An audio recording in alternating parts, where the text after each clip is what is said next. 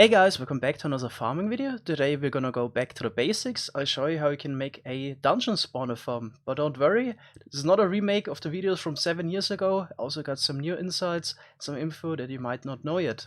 So why a dungeon spawner farm? Of course, if you're in the end game and you're able to make better mob farms, there's no real use for those anymore. But for the early game stage, those are typically your first reliable source of XP. And also they're pretty easy and quick to make. The first choice you need to make is selecting which spawner type you want to use. There are 3 different ones: skeleton spawners, zombie spawners, and spider spawners. Of course, there are also the cave spider spawners, silverfish spawners, and blaze spawners as well, but just want to talk about the dungeon spawners in this video.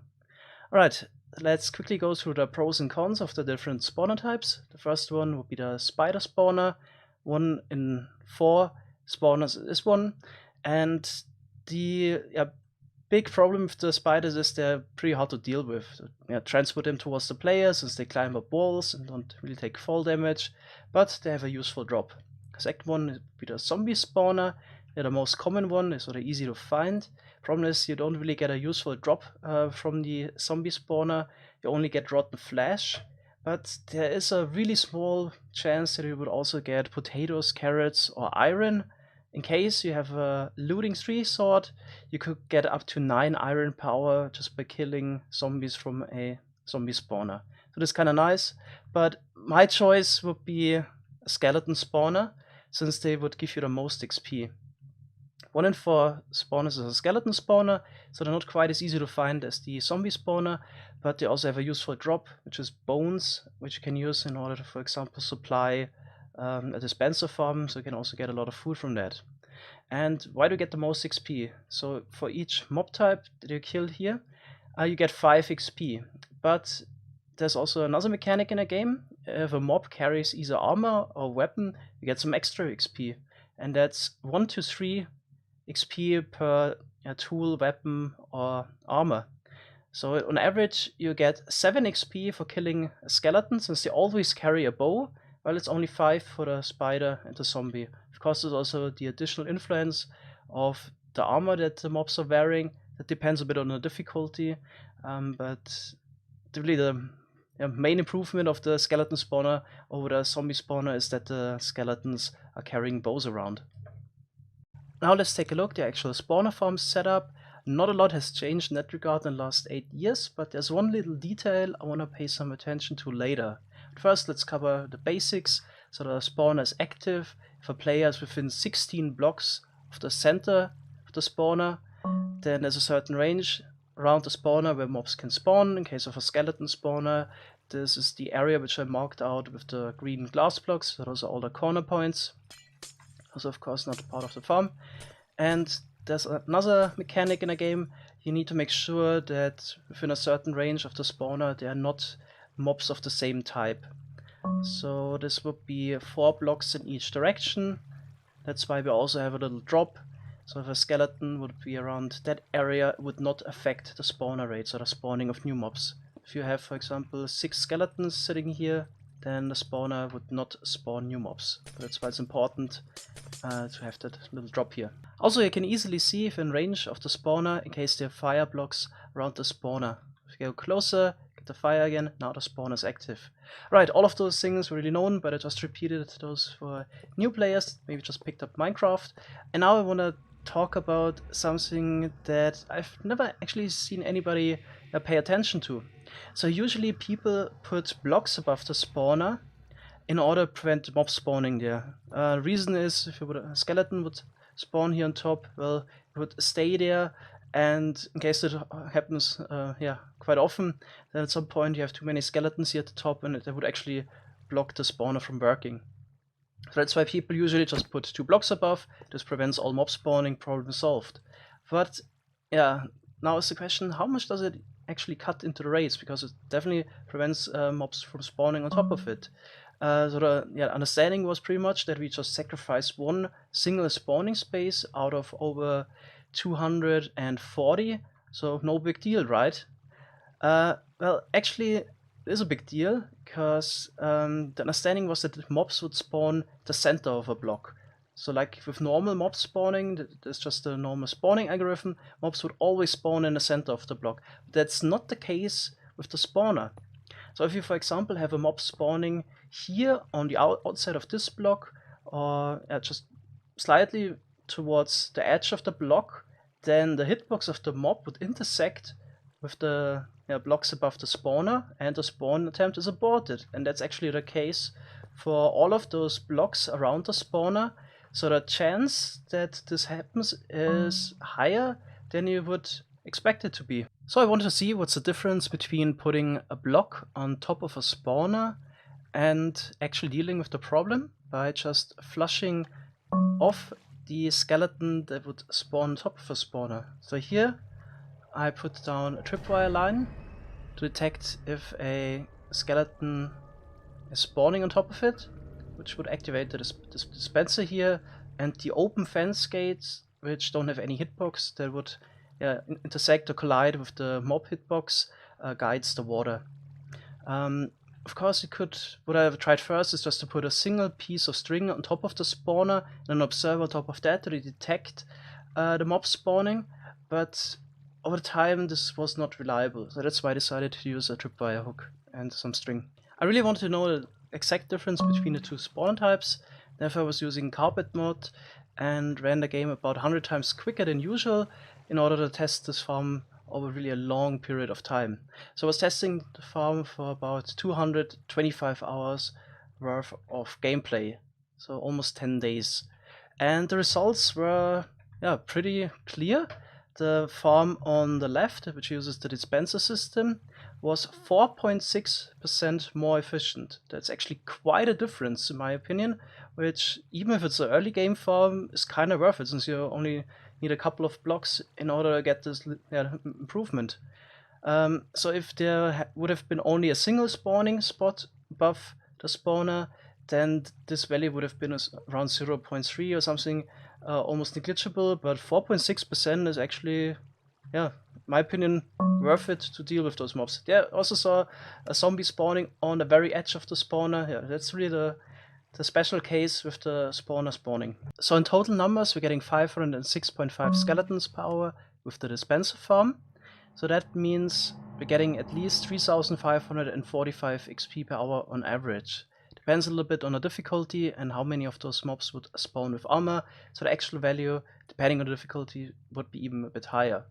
And with the 2-block version, we're getting 483 skeletons, so that's at least 3,381 XP per hour. I also did a quick 10-hour test to see how much XP you would get on hard difficulty, get 4,100 XP per hour. Another thing I was curious about if the extra space under the spawner is really necessary, because spawners would spawn mobs every 10 to 40 seconds randomly, and if you manage to get the mobs outside of the 9x9x9 area around the spawner, it's also fine. So that's why I tested the same farm again. I just had to change the water layout at the bottom a little bit, because just with the 1x1 hole, a lot of mobs would get stuck on each other. So I did another test. This was the one over here. I also tested this for 250 hours. Here we don't have the extra space below the spawner, but with the changed water system here, I got exactly the same rates. As you can see, they just get flushed out of the space here within 10 seconds, so no problem at all. And here we have the final version of the skeleton spawner farm I want to make a tutorial on. So this has some simplified redstone. Instead of using the dispenser, we just use a waterlogged trapdoor, and that also helped reduce the number of open fence gates. I also moved the tripwire hooks closer. I checked they do not prevent mob spawning. Tripwire hooks do prevent mob spawning from the normal spawn algorithm up to 2 blocks below, but in case of the spawner farm, they don't affect the results, so it's fine to have them inside. Right, that's pretty much it. What I just added to the farm was also a mob softener. So we elevate the skeletons with a bubble column and let them drop down, and the skeletons, they don't have any fall damage reducing armor or one-hit kills. The skeletons do get stuck here a little bit, but it doesn't really matter. The new skeletons that come in with the next batch, just push them into the bubble column. I tried around a little bit and made a system that got rid of that issue, but it used some redstone and a piston, and I decided to not make the more sophisticated system here, but I might make a tutorial about that system in a separate video. But it's fine if two of the skeletons are stuck here. The next ones just push them in, and over time this would not matter at all. So now it's finally time for the tutorial. In my hotbar you can see the required materials. So we need one trapdoor, one soul sand, then a stone pressure plate, 2 signs, 6 redstone dust, couple of stacks of building blocks, that really depends, 7 pieces of string, 2 tripwire hooks, and 7 spruce fence gates. Also, I would recommend to get 4 glowstone blocks to disable the spawner while you're working on it. So once you have your skeleton spawner, you want to place 4 glowstone blocks like this to disable the mob spawning. And now we need to make some space. So we need 4 blocks in each direction, so we have to remove the cobble walls. Then on top we only need 2 blocks of space, and then downwards we need 3 blocks of space. Alright, so it should look like this. Now let's continue with the flushing mechanism at the top, which of course is optional in case you don't care about 4.5% efficiency. Let's just put the blocks on top of the spawner. Alright, so we need a block right there that can be powered, and the trapdoor right next to it. We also want to surround it with some blocks here on the side, and waterlog the trapdoor. Okay, next step is putting in tripwire hooks. So those are basically 2 blocks above the spawner. Protect the head height of the skeletons, and then some string. Okay, then we need to make some space here, because you want to put a redstone dust on top here of the block that the tripwire hook is attached to. Then just have a redstone dust line connected to the trapdoor. Okay, that's pretty much it. Just gonna close the roof again, looks a bit better. Then next we want to get the fence gates, and we're gonna flush everything towards the right here. So here we need an open fence gate, then here we need one, also there, also on the other side the same, and then here on top, and then another one right here. Then open all of those.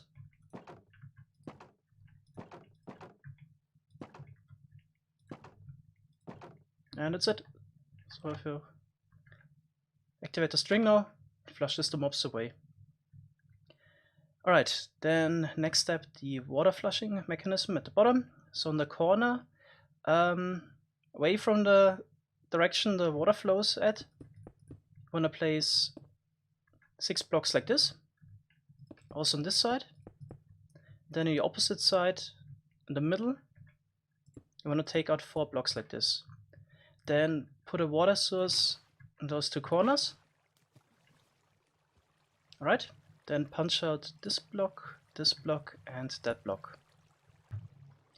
Now we need to dig a little tunnel here, 4 blocks in total. What I also like to do is put a slab here, so the skeletons get in there a bit quicker. And at the end we need a soul sand block, and here I want to put down a pressure plate, a stone one. Using a pressure plate here just to make that block spawning proof. Okay, next we need to place down the water sources for the bubble elevator.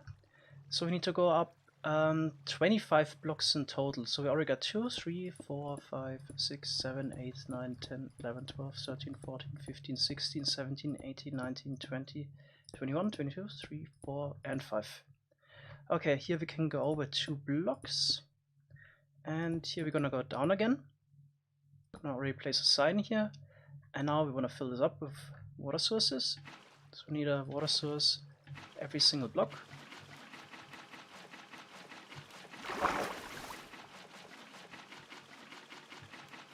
Otherwise the bubble blocks wouldn't form. I think I already missed one at the bottom somewhere. Okay, now we should get the bubbles all the way. And another one here. And then we have to go down again, so this would be 24 blocks again.